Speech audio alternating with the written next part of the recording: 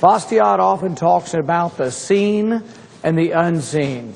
It's the consequences that are visible to the naked eye before you get started, but then the things that you didn't realize were going to happen, the unintended consequences.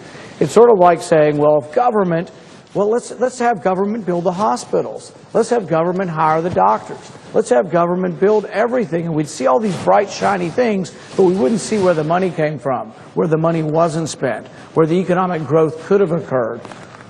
And so what we have to think about when we think about Obamacare is we have to think about, do you believe in freedom or coercion?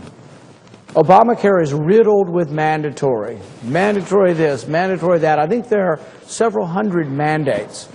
When you hear the word mandate, that's not freedom. That's your government telling you have to do something. It should be about mandatory versus voluntary. We should have bills that originate here that say you're free to do things. We've gone the opposite way. We're taking away freedom and we're adding mandates. At its core, Obamacare is about freedom versus coercion. And as you add in these levels of coercion, not only do you lose your freedom, they cost money.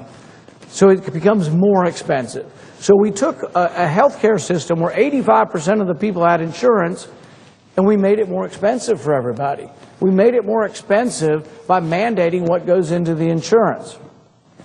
So for example, a 30-year-old or a 32-year-old, it's illegal to buy a high-deductible policy. You won't hear this. Obamacare has made it illegal to buy a high-deductible policy. You can get it under age 30, but you can't get it over age 30.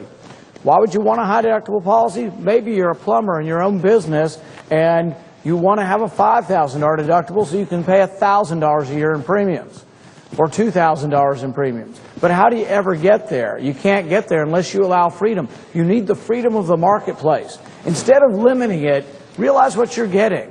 When you ask for Obamacare, when you get Obamacare, you're getting mandates, but you're getting limited choices.